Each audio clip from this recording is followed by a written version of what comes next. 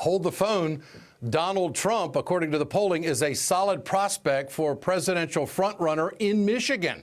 Here are the numbers. Trump is in a three-way tie in that state for number 2 with Jeb Bush and Ben Carson. Public policy polling puts them at 14%. The latest Quinnipiac poll shows Trump is in the top tier. Trump is tied with Ben Carson for the number 2 spot. Nationwide, the CNN OCR poll has Trump in second place. He follows Jeb Bush with 12% to his 19%. Now, look, folks, I know it's entertaining, but you cannot deny that Trump is a force in the Republican field early on. He's climbing in the polls despite all the controversy and news. Our parent company, NBC Universal, ended its relationship with Donald Trump earlier this week. Macy's also ended its relationship with Trump today. The company cited his remarks about immigrants from Mexico.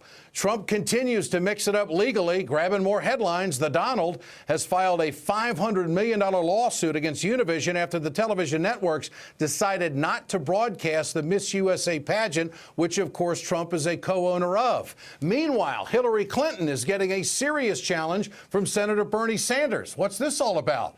Clinton is drawing the huge polling numbers. Bernie Sanders is drawing the huge crowds.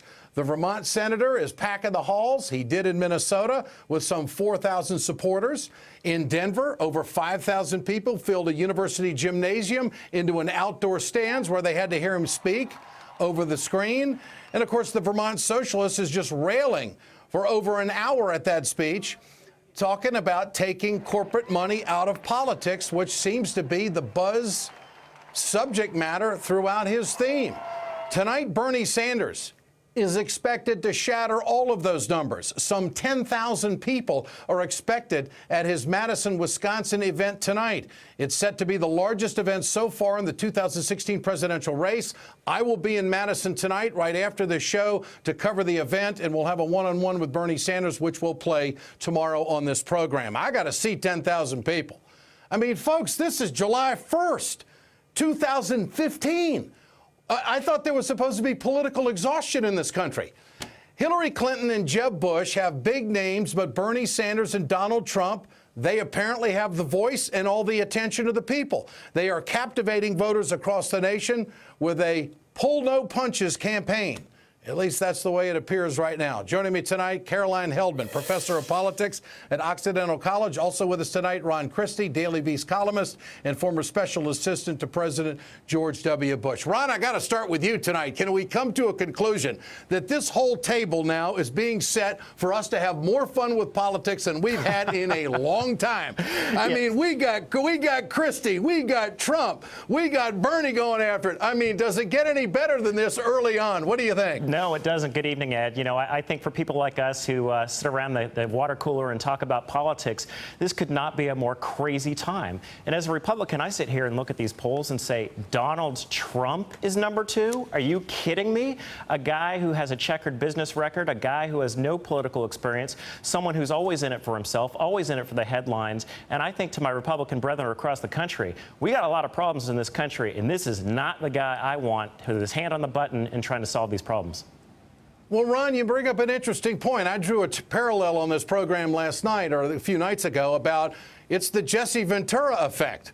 I mean, Jesse Ventura, a pro wrestler, was elected governor in Minnesota, beat a Humphrey name, and also beat Norm Coleman. I mean, crazy stuff happens in politics. What's unfolding? What's unfolding with Donald Trump as you see it? Well, the way I see it, Ed, is I think that there are a lot of people who look at the Republican field right now and say it's the usual, typical, stereotypical Washington politicians who have their money in the hands of lobbyists trying to raise money and trying to do the thing. And you can say a lot of things about Donald Trump, but I do take him at his word when he said, I'm not going to raise any money from lobbyists. They're not going to be in my White House. And I think there is a lot of dissatisfaction with the status quo politicians. That's why I think he's getting the early buzz right now. Caroline Heldman, what fascinates voters and folks about Donald Trump at this point as you see it? Well, Ed, I think it's fascinating that he went from 3% support before announcing. He gave a speech where he was overtly racist toward Latinos, and he gets 12% in national polls now. I think his message is resonating with the 57% of Americans who hold either implicit or explicit racial bias against Latinos, who buy into those stereotypes, certainly because they've heard it for years and years on conservative talk radio and television programs, where stereotypes about Latino criminality and laziness are pushed, and they're pushed constantly. Ann Coulter said something very similar last month. So I actually am very concerned that Donald Trump is playing so well after giving those specific remarks. Well, with that concern, it would seem to me that when the debates get going, and I know the Republicans want to control the debates, Caroline, but any moderator worth his or her salt is going to refer to some of the comments that Donald Trump is making and try to draw the other candidates out to the point where maybe they're going to have to distance themselves from Trump in a big way. Do you see that happening? Well, I think it would be wise to do that, especially for the frontrunner Jeb Bush, who does take a more moderate position on immigration. But I think you'll see Ted Cruz and other Tea Party candidates espousing some of these same troubling beliefs. And I hope that this comes up in the Republican primary so that it is made obvious to the American public what is driving the debate.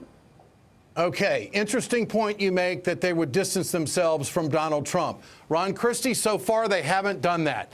I mean, no one that I have seen in the Republican field has come out and said what Donald Trump said is outrageous. It's almost as if they're, you know, walking lightly around it like they kind of agree with him. What about that? I don't agree with that, Ed. I wouldn't give the guy any airtime. I wouldn't give him any time to have his message out there. I think he's somewhat of a joke of a candidate. And if I'm a Jeb Bush or Marco Rubio or several others, I wouldn't give him the time of day. I'd run my campaign. So do we ignore a guy who's in second place? Well, I think these numbers are soft. I think once you get him up there on a stage with the other candidates talking about platforms and positions, I think he's going to plummet. I think the guy has no significant substance as a political candidate, and I think the American people are going to see that when they get him up there on the stage. So I'm not too worried about him sticking around for far too long.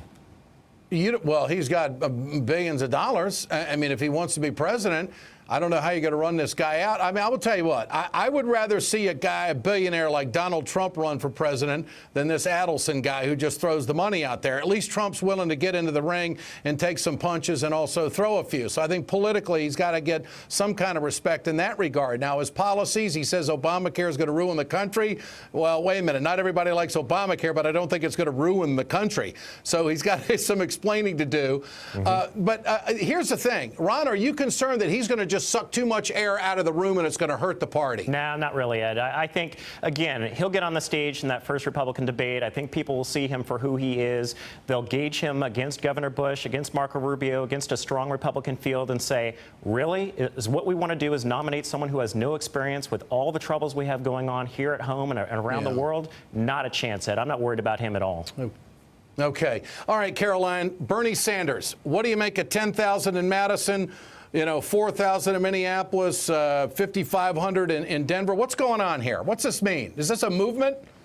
Well, it's certainly a movement, but I don't think it will be successful. You know, Ed, as a Democratic socialist myself, I have this pipe dream that one will get into the White House. But as a political scientist, I know that he has about a snowball's chance to do so. I mean, he doesn't, up against Clinton, he doesn't have the money. She has over 100% of endorsements, over 100 so far. But more importantly, he's only pulling 5% from voters of color, and they comprise 1 out of every 3 primary voters. So he hasn't done the work that he needs to do in order to win the primary, and he's unelectable in the general because he has socialist in the title of the party he's affiliated with. All right, Caroline Heldman and Ron Christie, thanks for joining us tonight. Appreciate the conversation.